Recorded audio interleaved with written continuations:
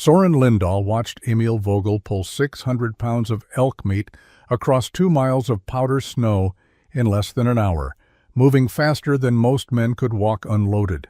The woven sled that made it possible had been called wasteful, ridiculous, and a fool's contraption by every trapper who saw Soren spend 3 weeks building it. Before we dive in, let us know where you're watching from, and if stories like this move you, hit that subscribe button, because tomorrow's episode is even more unbelievable than this one. The elk weighed nearly 700 pounds, dressed out. Soren Lindahl and Dermot Sullivan had tracked it for 3 days through the mountains of what would later become northern Montana.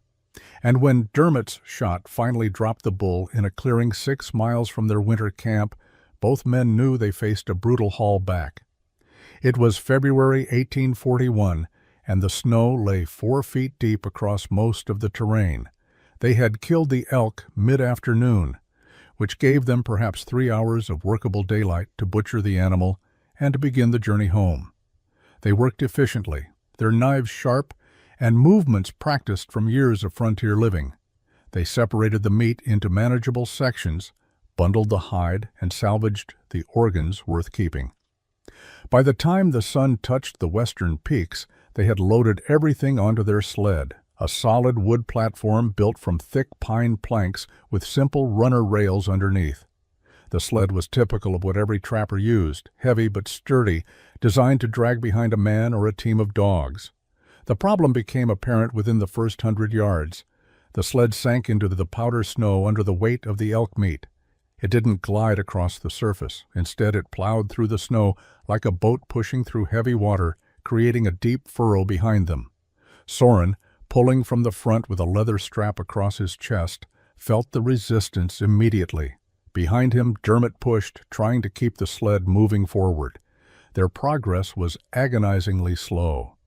After an hour, they had covered less than a mile. Both men were breathing hard, their bodies overheating, despite the February cold. They stopped to rest, and Dermot suggested leaving some of the meat behind, coming back for it the next day. Soren argued against it. Wolves or other scavengers would find anything they left overnight. They needed to get it all back to camp. Dermot nodded, and they continued. The second mile took nearly 2 hours. The sled kept getting stuck where the snow was deepest. They would pull and push, sometimes gaining only a few feet before the runners caught again, and the whole load settled deeper into the powder. Darkness fell completely, and they continued by moonlight, which was bright enough to see the terrain, but not enough to choose the best path. Dermot collapsed just after midnight. They were still 3 miles from camp. He simply stopped pushing, sat down in the snow, and told Soren he needed to rest. Soren came back and realized immediately something was wrong. Dermot was shaking, his words slurred, his movements uncoordinated. Hypothermia was setting in, complicated by exhaustion.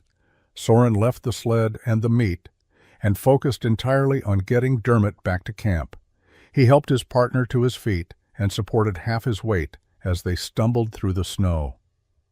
The 3 miles took another 2 hours. By the time they reached the cabin, Dermot was barely conscious. Soren got him inside, built up the fire, and wrapped him in every blanket they owned.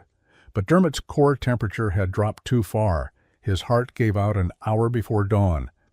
Soren buried Dermot on a hillside overlooking the creek where they had trapped together for 3 seasons.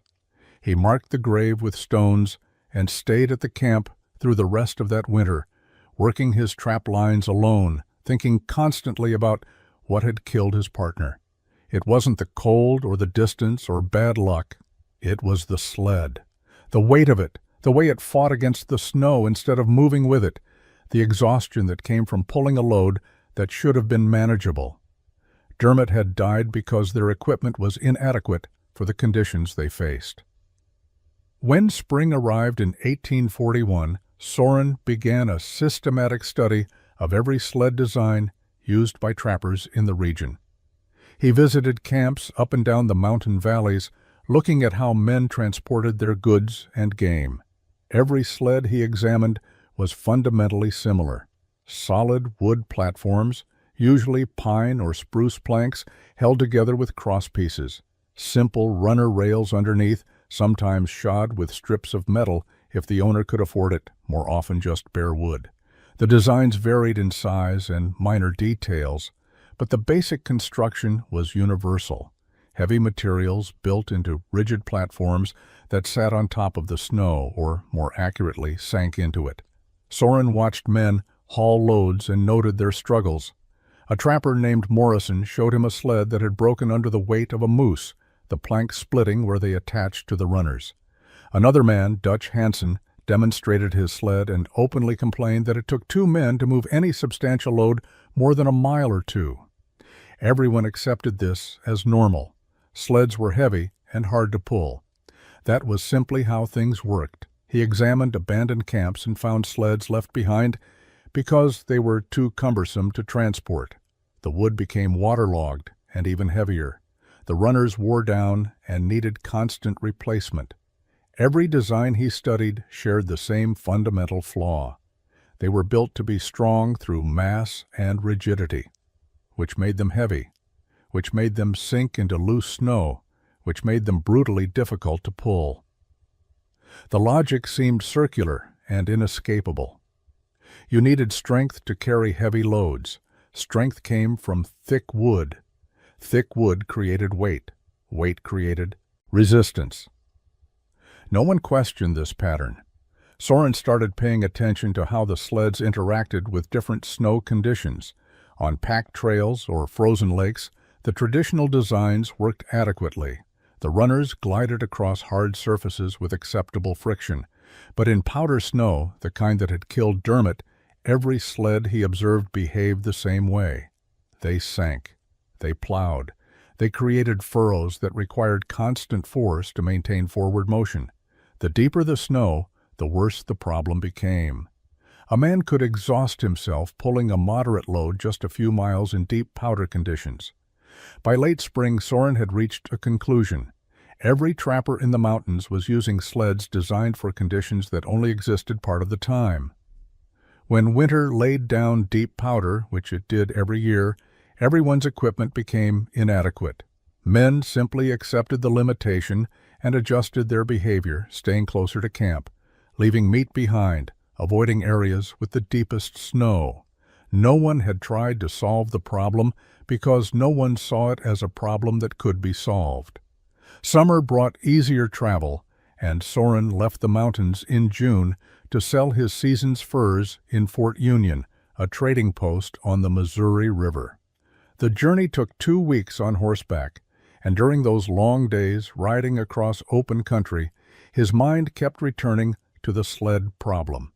He couldn't shake the image of Dermot collapsing in the snow, couldn't stop thinking about the hours wasted fighting against a load that should have moved easily. There had to be a better way, some principle he was missing, some technique that would let a man move heavy weight across powder without exhausting himself. The breakthrough came unexpectedly while he was repairing his snowshoes in his rented room above the trading post.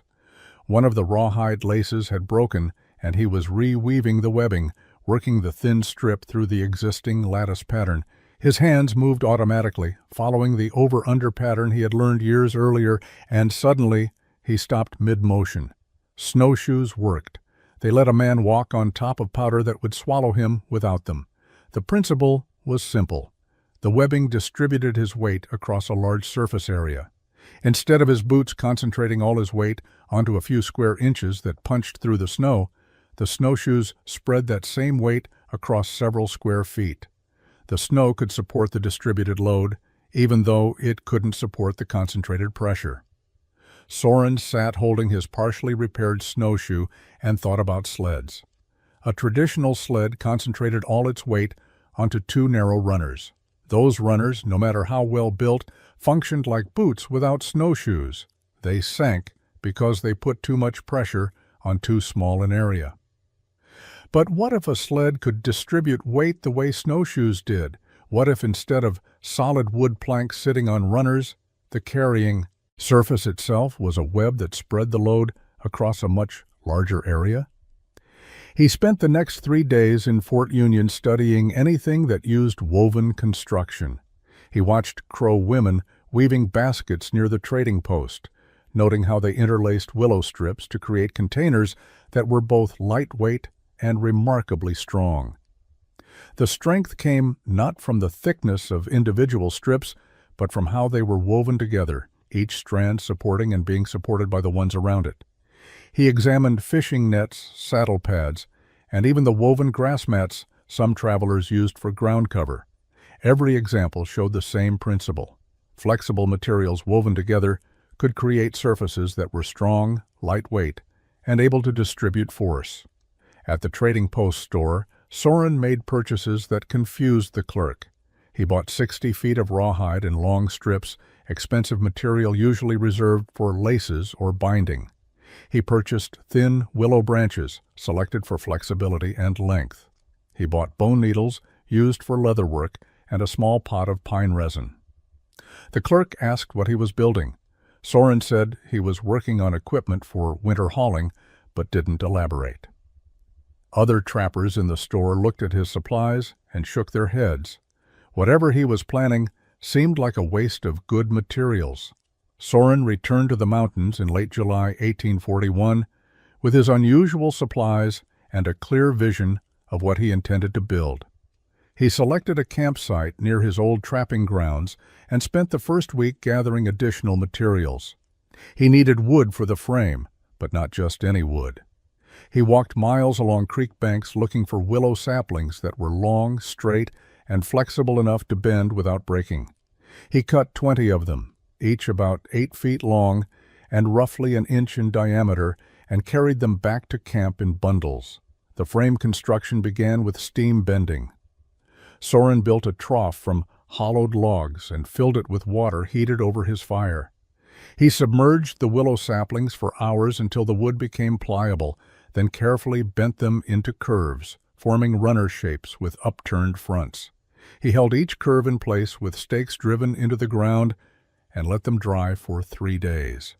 The result was a matched pair of runners that looked more like elongated snowshoes than traditional sled rails. While the runners dried, he prepared his rawhide. He had purchased it in long strips, but he needed it thinner and more uniform. Using a sharp knife, he split each strip lengthwise, creating 1/4-inch wide laces. The work was tedious and required absolute attention. A strip that varied in thickness would create weak points in the weaving. He ended up with more than 200 feet of uniform rawhide lacing, coiled and ready for use. The weaving process began in early August. Soren lashed cross pieces between his curved runners, creating a rectangular frame approximately 7 feet long and 3 feet wide. Then he started the lattice work, using techniques he had observed watching basket makers at Fort Union. He tied one end of a rawhide strip to the frame and began weaving it across the width, passing over and under the cross pieces in a regular pattern. When he reached the other side, he looped around the frame rail and came back, offsetting the pattern so each pass interlocked with the previous one. The work destroyed his hands. The rawhide was stiff and required constant tension. His fingers blistered, then calloused, then blistered again in new places. He worked from dawn until dark, stopping only to eat and maintain his fire. Neighbors who visited his camp stared at the partially completed project with obvious confusion. Thomas Morrison stopped by in mid-August and watched Soren weaving for nearly an hour before speaking. He asked why anyone would waste good rawhide on a sled. Planks were faster, stronger, and didn't require weeks of tedious handwork. Soren explained the weight distribution principle, comparing it to snowshoes. Morrison listened politely, but clearly thought the entire project was foolish. By late August, the lattice was complete. Soren had woven a tight basket pattern across the entire frame, creating a flexible surface that gave slightly under pressure but held its shape. He reinforced the edges with doubled rawhide strips and added cross-bracing at stress points where the runners attached. The finished sled weighed less than 30 pounds, a fraction of what a comparable wood plank sled would weigh. Soren's first test came on a cool September morning when early snow dusted the high meadows near his camp. He loaded the sled with stones, adding weight gradually until he had approximately 200 pounds piled on the woven surface. The lattice sagged slightly under the load, but held its shape. He attached a pulling rope to the front crosspiece, looped it over his shoulder, and started walking across a patch of loose soil to test basic functionality. The sled moved easily, gliding behind him with minimal resistance. But soil wasn't snow, and he needed winter conditions to truly validate his design. The first substantial snowfall arrived in early October, dropping 8 inches of powder across the valley. Soren loaded his test stones back onto the sled and pulled it across the fresh snow. The difference from traditional sleds was immediately apparent. Where a wood platform would have sunk several inches into the powder, creating a trench that required constant force to overcome, his lattice sled sat nearly on top of the snow surface.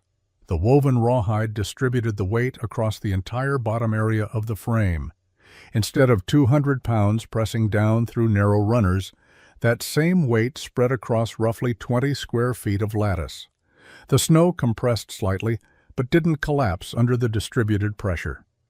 He spent weeks testing different load configurations in snow conditions.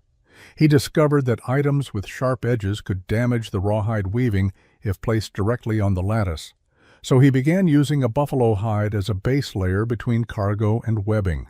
He found that the upturned front of his bent willow runners helped the sled ride up over obstacles rather than catching on them.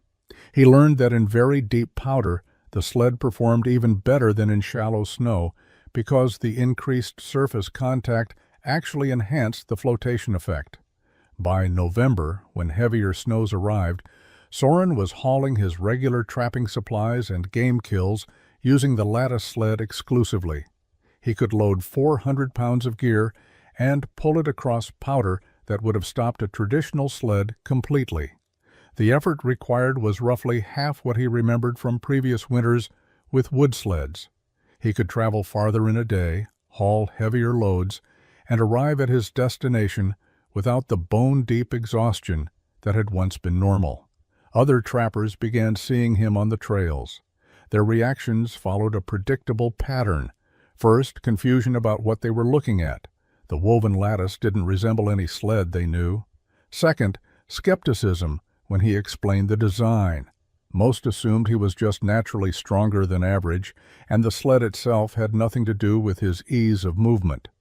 Third, dismissal of the entire concept as overcomplicated and wasteful. Why spend 3 weeks weaving rawhide when you could build a perfectly good sled from planks in 2 days? Emil Vogel was among the skeptics.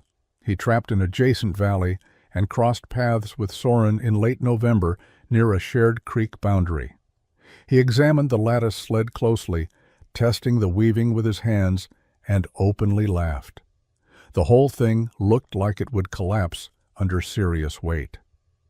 The winter of 1841 to 1842 brought steady snowfall throughout December and January.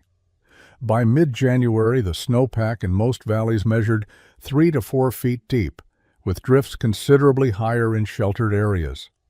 These were normal conditions for the northern Rockies, the kind of winter that trappers expected and prepared for. Soren worked his trap lines as usual, but with a significant advantage. His lattice sled allowed him to range farther from his cabin and haul heavier loads than would have been practical with traditional equipment. The mockery began in earnest when other trappers started encountering him regularly on shared trails. Word spread through the scattered trapping community about Lindahl's basket sled, and men went out of their way to see it. Most reactions were negative. The design looked fragile compared to solid wood construction. The woven rawhide seemed like it would wear out quickly or break under real frontier conditions. The amount of time invested in building such a contraption appeared wasteful when proven designs already existed. Thomas Morrison encountered Soren hauling a load of beaver pelts and camping supplies in late January. Morrison was struggling with his own sled, a traditional wood platform that kept sinking into the powder and requiring constant effort to keep moving. He stopped to rest and watched Soren pass him, moving at nearly twice his speed with what appeared to be a heavier load. Morrison called out, asking how much weight Soren was carrying. Soren estimated around 350 pounds. Morrison shook his head and said, "Soren must be stronger than he looked, because that basket contraption couldn't possibly make that much difference." Emil Vogel's skepticism was more direct. He encountered Soren near a frozen creek in early February and spent 20 minutes examining the lattice sled while Soren checked nearby traps. When Soren returned, Emil told him frankly that the whole design was ridiculous. All that rawhide could have been used for snowshoe repairs, clothing repairs, or trade goods. Instead, it was woven into a sled that looked like it would fall apart the first time it hit a log or rock. Emil pulled at the webbing, testing its strength, and pointed out that a good hard impact would probably tear through the rawhide and dump the entire load into the snow. Soren offered to demonstrate. He loaded nearly 400 pounds of equipment onto the sled, including his anvil, several traps, camping gear, and a week's worth of firewood. Emil watched as Soren pulled the load across 100 yards of deep powder, then deliberately dragged it over a fallen log. The sled flexed as it went over the obstacle, but the rawhide held. Soren returned and asked if Emil wanted to try pulling it. Emil did, and was visibly surprised at how easily the heavy load moved. But instead of acknowledging the design's merit, he simply said that Soren had built the trail and packed the snow, making it easier than it would be in unbroken powder. February 1842 brought snowfall that exceeded anything most trappers had seen in years. Storm systems moved through the northern Rockies in rapid succession, each depositing 12 to 18 inches of new powder. By the third week of February, the accumulated snowpack in valley bottoms measured 5 feet deep.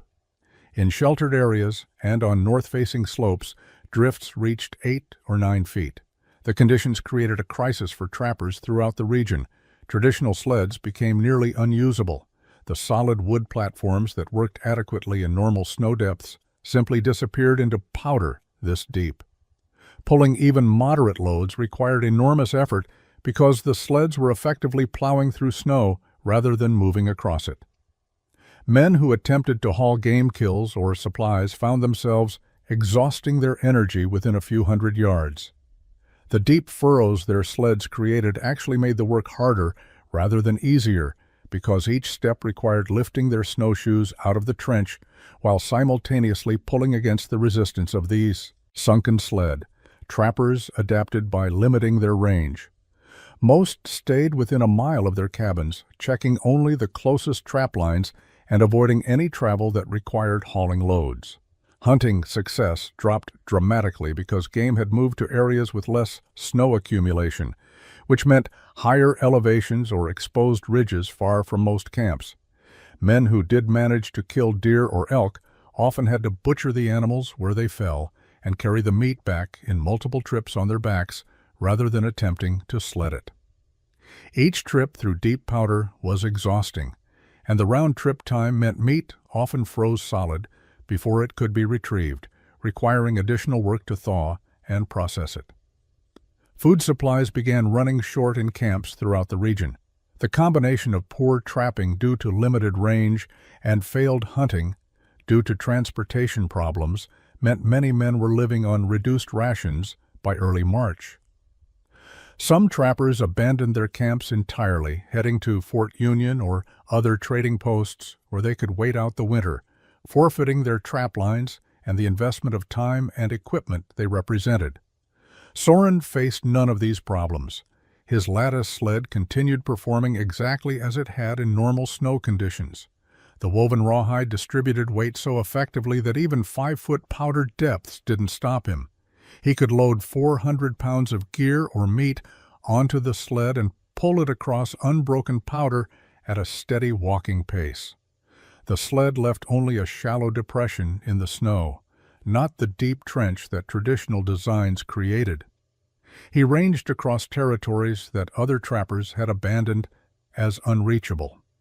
He checked trap lines 8 and 10 miles from his cabin, distances that would have been impossible for anyone using standard equipment. When he killed a mule deer in late February, he loaded the entire animal onto his sled and hauled it 6 miles back to camp in less than 4 hours. The same journey with a traditional sled would have taken multiple days and possibly killed the man attempting it. Emil Vogel killed the bull elk on March 9, 1842, in a high valley nearly 5 miles from his winter camp. It was the first substantial game he had taken in 6 weeks, and his family desperately needed the meat. His wife and 2 young children had been living on reduced rations since early February, when the deep snow made hunting nearly impossible. The elk represented perhaps 3 months of food if he could get it back to camp. But looking at the animal lying in 4 feet of powder, Emil knew he faced an impossible situation. His traditional sled sat back at camp. Even if he retrieved it, there was no possibility of hauling 600 pounds of meat 5 miles through this depth of snow. The sled would sink completely and require superhuman effort to move even a few yards. He could butcher the elk and carry the meat in stages, but that would require a dozen round trips over several days. In that time, scavengers would find the cached meat, and the weather was warm enough that spoilage would begin within 48 hours. Emil spent an hour considering his options before admitting he needed help. He left the elk where it lay and snowshoed back toward his camp, but diverted to Soren's cabin 3 miles to the west. He arrived in late afternoon and found Soren working on equipment repairs. Emil explained his situation directly. He had killed an elk he couldn't haul. He needed Soren's basket sled, the one he had mocked 2 months earlier as a waste of good rawhide and effort. Soren agreed immediately. They left within the hour, bringing the lattice sled and Soren's butchering tools. They reached the elk just before dark and worked by firelight to quarter and process the animal. By midnight, they had the meat bundled and loaded onto the woven surface of the sled. Emil estimated they had stacked roughly 600 pounds of meat, hide, and usable organs onto a sled that looked far too delicate to support that weight. The return journey began just after midnight under a clear sky with enough moonlight to see the terrain. Soren took the pulling position and Emil pushed from behind, though pushing proved largely unnecessary. The sled moved across the deep powder with steady, consistent glide. The lattice flexed slightly under the heavy load, but the rawhide webbing held without any sign of stress. They maintained a walking pace, stopping twice to rest briefly, and reached Emil's camp in under 2 hours. Emil stood looking at the loaded sled for a long moment after they arrived. 2 hours to haul 600 pounds 5 miles through powder that had made normal sleds useless. He had traveled the same route on snowshoes alone just hours earlier, and it had taken him nearly 3 hours. With the loaded sled moving at least twice the weight he could have carried on his back, the journey had been faster and required less effort than walking unloaded. He asked Soren quietly how to build one. Soren told him to come by in a few days and he would show him the weaving technique. Emil Vogel appeared at Soren's cabin 4 days after the elk haul, carrying 60 feet of rawhide strips and an armload of willow saplings. He said nothing about his previous mockery of the design. He simply asked Soren to teach him the weaving technique. Soren spent 2 days showing him how to steam bend the runners, how to split rawhide into uniform strips, and how to create the basket weave pattern that distributed weight so effectively. Emil worked carefully, asking questions about tension and spacing, and left with knowledge he would use immediately.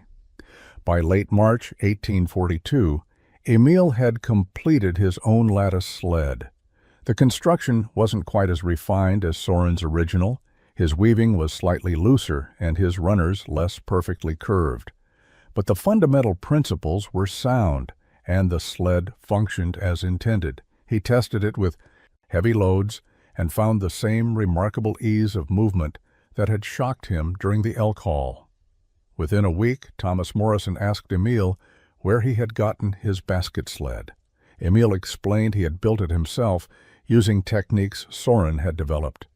The deep snow persisted through March, and into early April, giving every trapper in the region extended experience with the limitations of traditional equipment.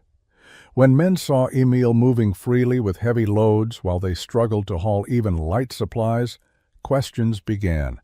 Morrison visited Soren in April and asked about the construction process. A trapper named Carson showed up in May with similar questions. No one apologized for their earlier skepticism. They simply recognized that the design solved a real problem and wanted to benefit from the solution. Over the following winter of 1842 to 1843, lattice sleds began appearing throughout the northern Rocky Mountain trapping territories.